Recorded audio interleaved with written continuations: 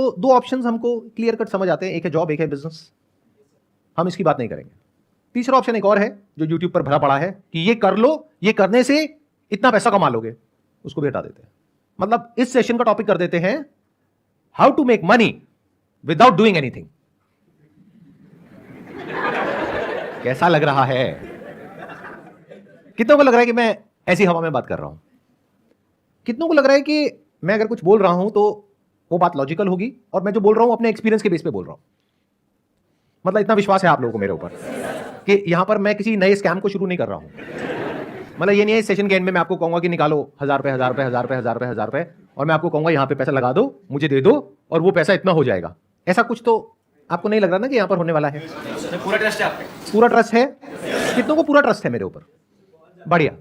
Topic ये है कि how to make money, and when I am talking about money I am not talking about little money, I am talking about a lot of money without doing anything. इसमें आगे बढ़ने से पहले आपको समझना होगा the concept of compound interest. कितने लोगों को समझ आता है? कितने लोगों को समझ नहीं आता है? ठीक है, तो यहीं से शुरू करते हैं। एल्बर्ट आइंस्टाइन का नाम कितनों ने सुना है? आप में से सबने सुना है। एल्बर्ट आइंस्टाइन ने कहा है कि compound interest is the 8th wonder of the world.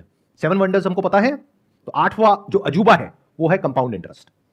जिसको इसकी नॉलेज है वो इतना अमीर हो सकता है जिसकी कोई हद नहीं है, और जिसको इसकी नॉलेज नहीं है वो इतना गरीब हो सकता है उसकी भी कोई हद नहीं है।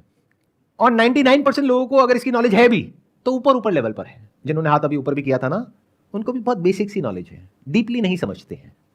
एक क्वेश्चन पूछता हूं आप लोगों से। चेस में 64 स्क्वायर्स होते हैं, तो मान लो अगर हम पहले स्क्वायर के ऊपर 1 चावल का दाना रखें, अगले स्क्वायर के ऊपर 2 चावल के दाने रखें, तीसरे पे 4 दाने रखें, चौथे पे 8 दाने रखें, अगर इस तरीके से हम करते जाएं तो एंड तक पहुंचते पहुंचते यानी जब हम लास्ट स्क्वायर पे पहुंचेंगे तो कितने चावल के दाने होंगे? Near about approx 1 lakh sir. 1 lakh के आसपास? Yes sir. Anybody else? Sir, I think more than 10 lakh. 10 lakh से ऊपर हो जाएंगे? Yes, sir. तो मतलब आपका जो दिमाग चल रहा है वो चल रहा है मैक्सिमम लाखों तक, और अगर किसी का दिमाग चलेगा तो वो चल जाएगा करोड़ों तक। क्या हो अगर मैं कहूं कि जब तक आप आखिरी उस पर पहुंचोगे, जो आखिरी बॉक्स है, तो वहां पर आपको चाहिएंगे 18 जीरो। कितने करोड़ होते हैं ये? बोल तक नहीं पा रहे हो, इतने चावल के दाने हो जाएंगे वहां पर। इससे क्या समझ आ रहा है कि compounding is actually the 8th wonder of the world.